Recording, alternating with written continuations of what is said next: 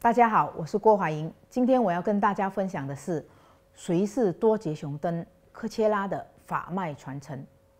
首先，我们来谈谈传承。什么是传承？传承为什么这样重要？不但佛法重视传承，就连要做好世间的学问，也同样重视传承。人们常说的师出名门、名师出高徒等等，所表达的就是这层意思。首先，关于传承的意义，在于它是传递佛法的一种形式。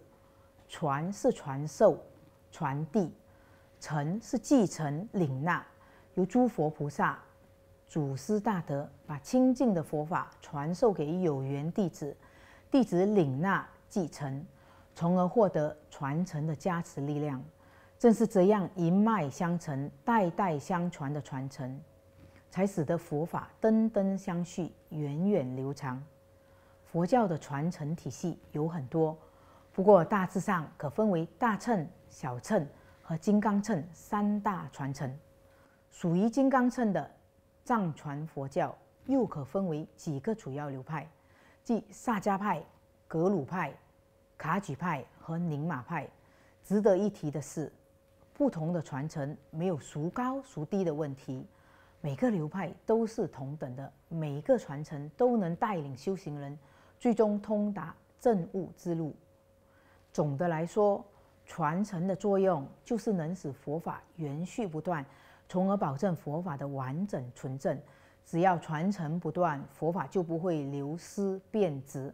正是因为殊胜的传承没有中断，由传承力量的加持，各大教派的佛法才能至今人兴盛。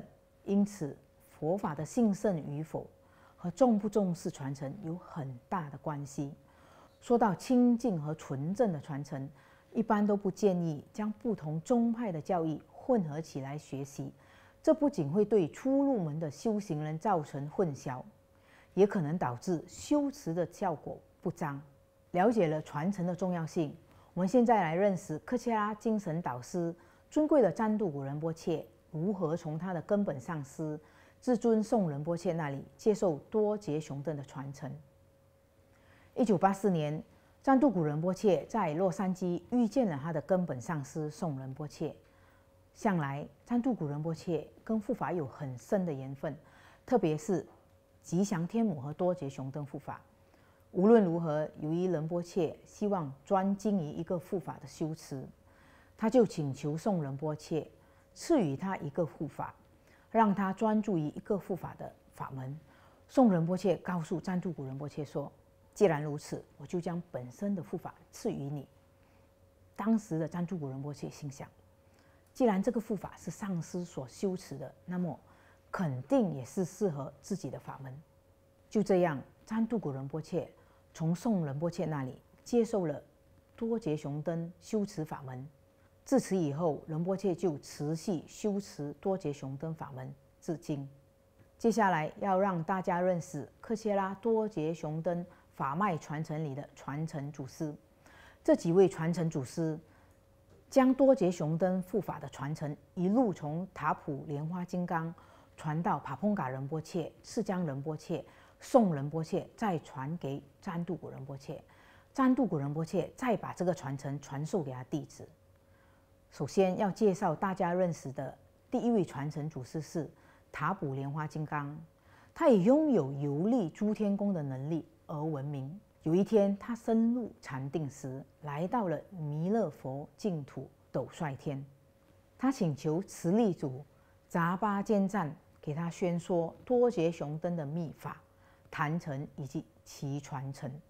在塔普莲花金刚的请求下，多杰雄登的坛城从宗喀巴大师的法座下方涌现。于是，塔普莲花金刚直接从多杰雄登处接受了此神圣护法的开示和口传。塔普莲花金刚从深定中起身，立刻写下整个多杰雄登的传承和仪轨。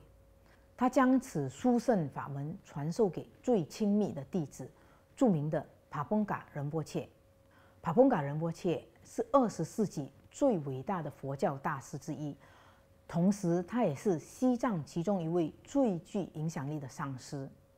帕蓬嘎仁波切根据他卜莲花金刚亲眼所见，撰写了一篇多杰雄登的神圣赞文，战胜诸方之古音。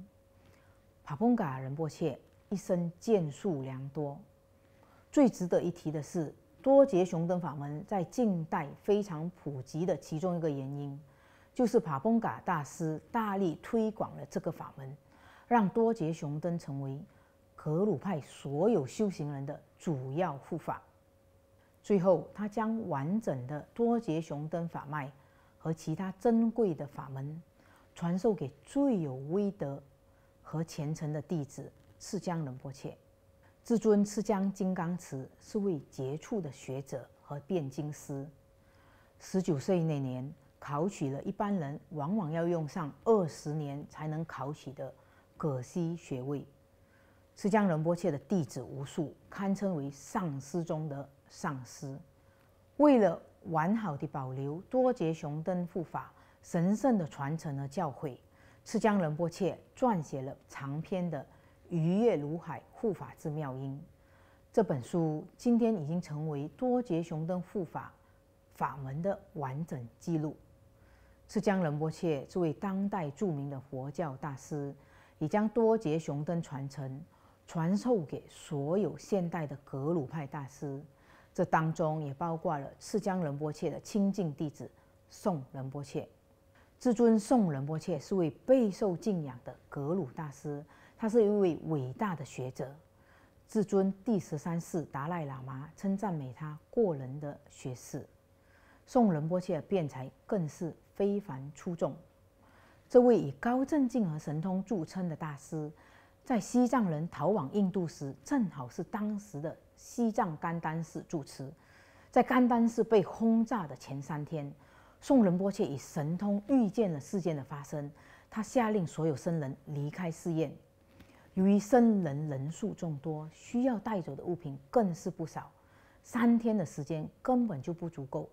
当寺院被轰炸时，一心拯救所有僧人的宋仁波切立即在自己的房里进行了一场异常愤怒的雄灯法会，企图拖延时间，让剩下的僧人安全离开。在宋仁波切进行法会之际，除了他身后的一道墙，房里的每一面墙都坍塌了。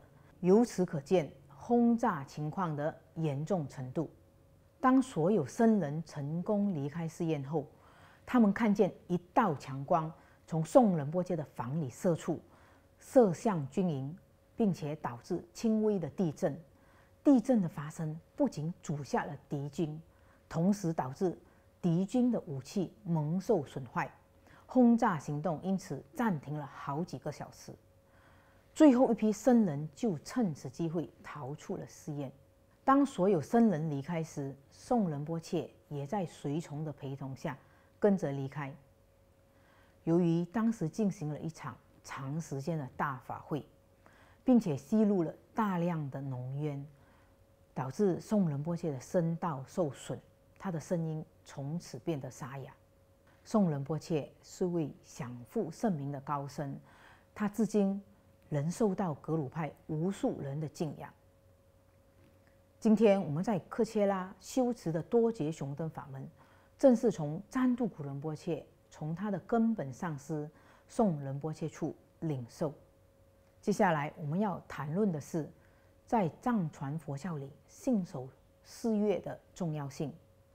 根据上师50颂，坚守对上师的誓约是佛教弟子该有的最重要品德。唯有在修行上诚信持戒，一名弟子才可能获得成就，才可能获得加持。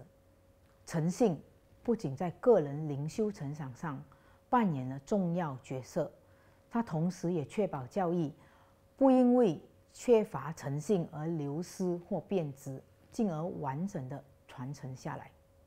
从这个分享中，我们了解到传承的重要性在于，首先，它说明了一个传承的真实性和可靠性。下来，整个传承是具备加持力量的。最后，整个法脉传承里是由具格的上师把法脉传承下来。以科切拉的多杰雄灯传承法脉而言，我们可以确定的是，整个法脉传承是完整的，从高僧大德亲自传授给亲近弟子或主要弟子，这些弟子再传授给本身的亲近弟子或主要弟子。这样一个符合传承清净完整要求的法脉传承，肯定是一个有效并且只要如法修持就能给修行人带来成就的法门。简言之，我们可以用全然的信心去修持科切拉的多杰雄灯法门。只要我们持守戒律，跟上师保持清净的三昧眼，诚信和带着信心的配合其他佛教修持如法修行，我们也肯定能像这些成就的大师们一样修成正果，也就是我们每个人也能达到离苦得乐的最终目标。谢谢大家。